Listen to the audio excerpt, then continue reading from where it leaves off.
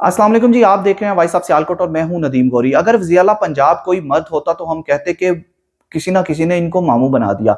अब चूंकि तारीख में पहली मर्तबा मोहतरमा मरियम नवाज साहिबा एक फीमेल वज़ीर-ए-आला पंजाब हैं। पंजाब में वज़ीर-ए-आला बनने के बाद पहला अवाम को रिलीफ देने का इम्तिहान था, लेकिन लग तो यही रहा है कि इनको जिन लोगों ने गाइड किया उन्होंने इनको बुरी तरह फेल करवा दिया है। बुरी तरह फेल कैसे करवाया है कि अवाम को जो रिलीफ देने के दावे वादे किए गए थे और घर घर राशन पहुंचाने के मोहतरमा आपने वादे किए थे, तो वो राशन घर घर तक नहीं पहुंच पा रहा। सियालकोट के अंदर 4 तहसीलें हैं, सियालकोट, तहसील डस्का, तहसील समड़ियाल, तहसील पसरूर। इन चारों तहसीलों में सिर्फ और सिर्फ सियालकोट तहसील की बात कर ली जाए तो शहर में तकरीबन 43,000 से अबव यहाँ पर बैग बनाए गए हैं राशन के डिस्ट्रीब्यूट करने के लिए, कि ये डिस्ट्रीब्यूट किए जाएंगे वहां पर लोगों के घरों में डिस्ट्रीब्यूट किए जाएंगे। लेकिन जो लिस्टें दी गई हैं उनमें बिल्कुल तजाद पाया जा रहा है। तजादम यह है कि यहाँ पर लिस्टें बड़े ही ऐसे डिजर्विंग लोग हैं जिनका नाम लिस्टों में है ही नहीं, जिनके घर तक अभी तक राशन पहुंचा ही नहीं, जिनका अता पता ही नहीं। और लिस्टों के अंदर भी आप अगर चेक करवाएं तो आप को सिंसियरली मशवरा देने वालों से आप उनसे पूछें कि आपको पता है ये लिस्टों के अंदर जो लोग हैं क्या उन तक आपकी रसाई है? बिल्कुल कोई भी रसाई नहीं है। अगर कोई आपको ये गाइड कर रहा है तो वज़ीर-ए-आला पंजाब साहबा वो आपको मिस गाइड कर रहा है। यहाँ पर 43,000 के करीब राशन बैग जो बनाए गए हैं वो लोगों तक पहुंचाने नामुमकिन है। आप चेक करें, इस एक तहसील की रिपोर्ट ले लें, आपको पूरे पंजाब का अपने आप अंदाजा हो जाएगा। लोगों तक बैग नहीं पहुंच पा रहे। 18 किलो का ये बैग है जिसमें 10 किलो आटा है और बाकी 2 किलो चीनी, 2 किलो ऑयल है, शायद 2 किलो बेसन है और इसी तरह 2 किलो चावल भी हैं। तो 18 किलो का ये राशन पैकेज है, लेकिन इससे गुजारा तो नहीं होता। लेकिन इतना रिलीफ भी आम आवाम तक, डिजर्विंग पीपल तक नहीं पहुंच पा रहा। आप सड़क पर किसी की ड्यूटी लगाएं, खड़ा करके गरीब लोगों से पूछें कि आप तक राशन पहुंचा, आपका नाम लिस्ट में है, तो बिल्कुल कोई नहीं कहेगा कि हमारा नाम लिस्ट में आया है या हमसे किसी ने राब्ता किया है।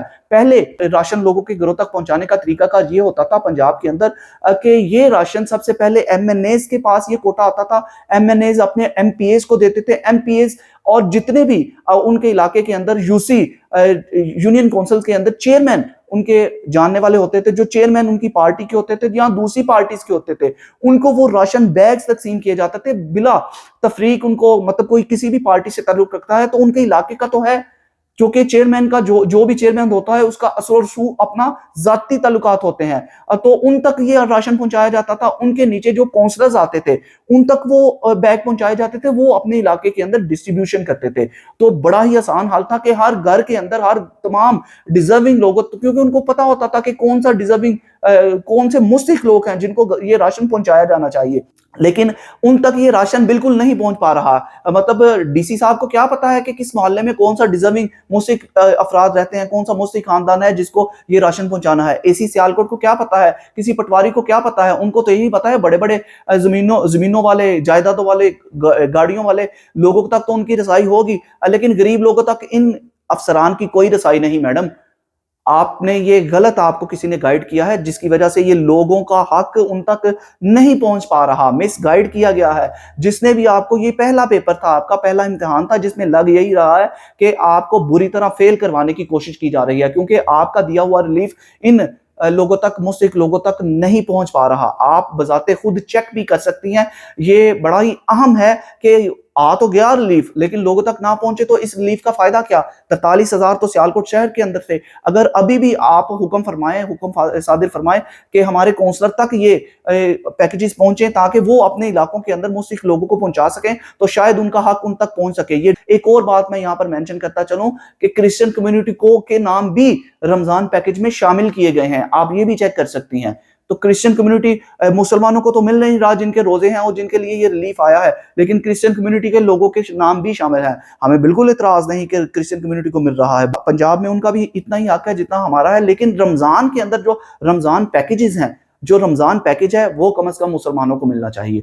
रमजान पैकेज जो रमजान के लिए आया है, जिन्होंने रोजे रखने हैं उन रमजान के रोजेदारों को वो पैकेज दिए जाने चाहिए। अगर क्रिश्चियन कम्युनिटी के भी वैसे रोजे तो होते हैं, अगर उनके भी रोजे हैं, मुझे मेरे इल्म में तो नहीं, लेकिन अगर उनके रोजे हैं तो उनको भी दिया जाना चाहिए। लेकिन ये रमजान के हवाले से जो पैकेज आया है, ये कम से कम रोजादारों तक पहुंचना चाहिए, जो कि नहीं पहुंच पा रहा। इसलिए अपनी स्ट्रेटेजी तब्दील करनी चाहिए। आपसे यही रिक्वेस्ट है, ताकि ये तमाम का तमाम राशन मुस्तहिक लोगों तक पहुंच सके। अगर आप तक ये इन्फॉर्मेशन पहुंच गई तो काइंडली इस पर जरूर एक्शन लीजिएगा, ताकि जो रिलीफ आपने भिजवाया है वो लोगों तक, मुस्तहिक लोगों तक लाजमी पहुंच सके। बड़ा ड्रॉबैक ये भी है कि किसी बंदे को ये मतलब पहले तो होता था कि फॉर एग्जांपल ये वोट चेक करने के लिए 8300 पर मैसेज किया जाता था, तो उसका सारा डाटा आ जाता था। लेकिन इस पैकेज रिसीव करने का या लेने का या देने का कोई ऐसा प्रोसेस या कोई ऐसा मामला नहीं, कोई ऐसी ऐप नहीं जिस पर ये मुस्तहिक लोग मैसेज करें और उनको दोबारा मैसेज आए कि आप अपना पैकेज वहां से जाकर रिसीव कर लें। घर तक पहुंचना तो बड़ी दूर की बात है। तो इसमें कोई ना कोई स्ट्रेटेजी ऐसी बनाई जाए कि रमजान के अंदर ही ये जो आपने रिलीफ भेजा है लोगों तक पहुंच सके। तो देखते हैं कि क्या आपकी तरफ से एक्शन लिया जाएगा या नहीं, ये तो वाकई वक्त ही बताएगा। फिलहाल इस स्टोरी से अपने भाई नदीम गौरी को इजाजत दीजिए। अपना बहुत सा ख्याल रखिएगा और हमें दुआओं में याद रखिएगा। अल्लाह हाफिज। पाकिस्तान जिंदाबाद।